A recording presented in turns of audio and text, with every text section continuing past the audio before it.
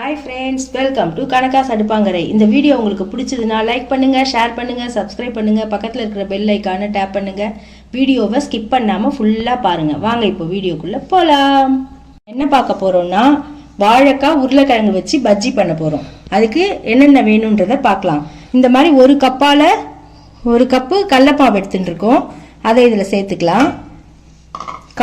கால் cup அரிசி மாவு. கடலை மாவு தான் அதிகமாக இருக்கணும், அரிசி மாவு கம்மியாக இருக்கணும். 1/4 கப்பு அரிசி மாவு. அதுக்கு தேவையான அளவுக்கு உப்பு,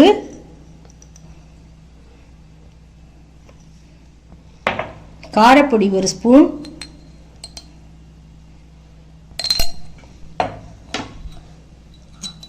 ஆப்ப சோடா 1 பிஞ்சு. இவ்வளோண்டு தான் ஆப்ப சோடா போட்டு, கலருக்காக கொஞ்சோண்டு கேசரி பவுடர். இப்போ நம்ம இது எல்லாத்தையும் தண்ணி குத்தி நல்லா கரைச்சின்ட்டு பார்க்கலாம். பஜ்ஜி பண்ணுறதுக்கு கடாய் அடுப்பில் போட்டுருக்கேன். அதில் நம்ம கொஞ்சம் எண்ணெய் சேர்த்துக்கலாம். காயறதுக்குள்ளே கரைச்சிக்கலாம் மாவை. இது காயட்டும். இது முதல்ல எல்லாத்தையும் கையால் ஒன்றா கலந்துக்கலாம். உப்பு காரம் எல்லாம் ஒன்றா கலந்துட்டு, கடல மாவு அரிசி மாவு நல்லா கலந்துட்டாவிட்டு அதுக்கப்புறம் கொஞ்சம் தண்ணி சேர்த்து கரைச்சிக்கலாம்.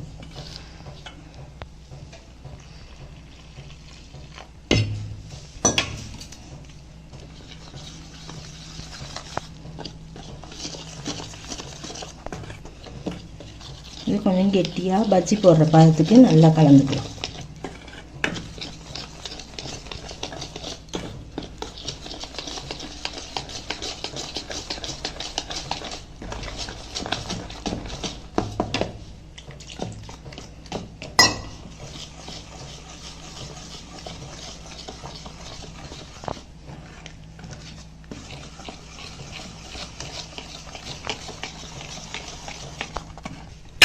அதை இந்த மாதிரி இப்போ கரைச்சி வச்சுட்டோம். இப்போ நம்ம வாழைக்காயும் உருளைக்கிழங்கையும் தோல் சீவிட்டு சீவிக்கலாம்.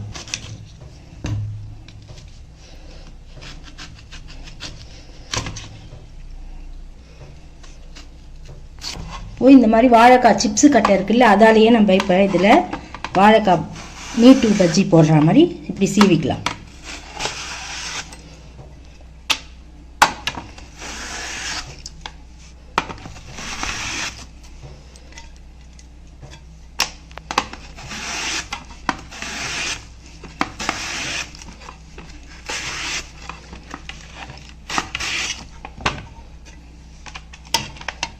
இந்த மாதிரி சீவி எடுத்துட்டு உருளைக்கிழங்கையும் அதே மாதிரி இதில் ரவுண்ட் ரவுண்டாக சீவிக்கலாம்.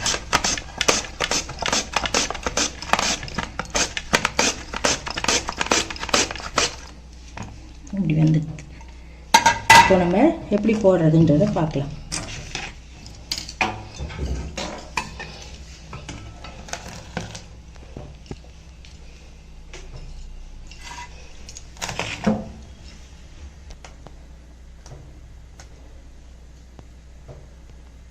இப்போது எண்ணெய் காஞ்சிடுத்து. வாழைக்காயை இந்த மாதிரி தோச்சி 2 பக்கமும் தோச்சிட்டு நம்ம எண்ணெயில் போட்டுக்கலாம்.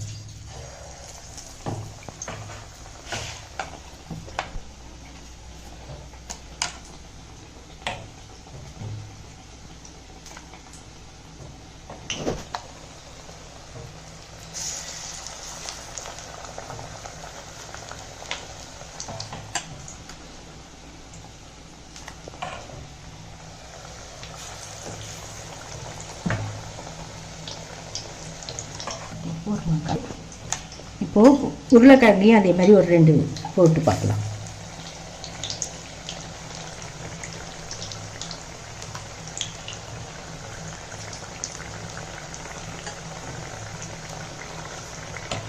இது அப்படியே வேகட்டும். கொஞ்சம் வெந்ததுக்கு அப்புறம் கலரி விடலாம். ரெடி ஆயிடுச்சு. நம்ம பிளேட்டுக்கு மாற்றிக்கலாம். இதே மாதிரி மீதி இருக்கிற எல்லாத்தையும் போட்டு எடுத்துட்டு பார்க்கலாம். உருளைக்கிழங்கு மட்டும் போட்டிருக்கேன் பாருங்க. பஜ்ஜி எவ்வளோ குண்டாக கிறிஸ்பியாக வருது பார்த்தீங்களா?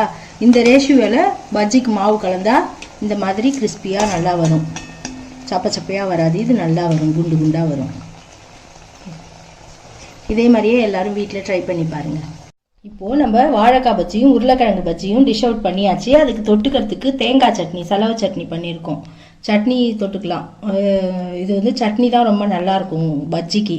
எல்லாரும் இதை வீட்டில் ட்ரை பண்ணி பாருங்கள். தேங்க்ஸ் ஃபார் வாட்சிங். Bye friends.